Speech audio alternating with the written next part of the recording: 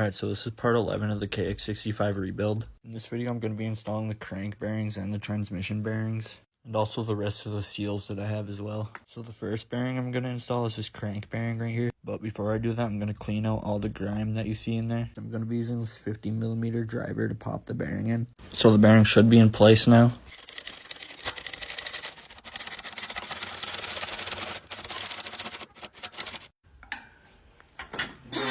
So it took me a couple recenters to get it nice and, but I'm pretty confident to say she's in there perfectly now. And it spins nice too. Alright, so the next bearing I'm going to put in is this other crank bearing.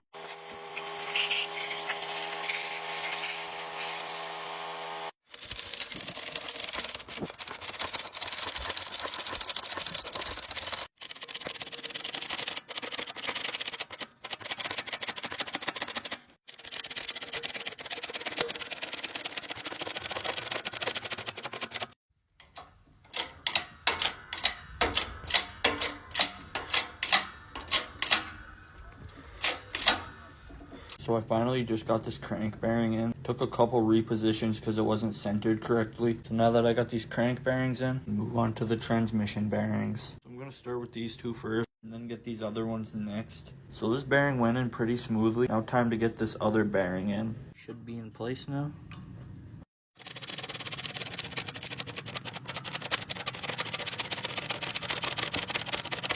Should be done with this case half. Time to move on to this other case half. Alright, so I just fucked myself, honestly. On this crank bearing, there's no lip on it.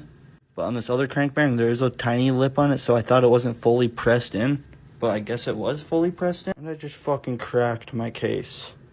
Are you fucking kidding me? This is just great, honestly. So yeah, if any one of you guys that are seeing this right now has a 2003 Kawasaki Kx65 case half for the left side, I'm probably in desperate need right now.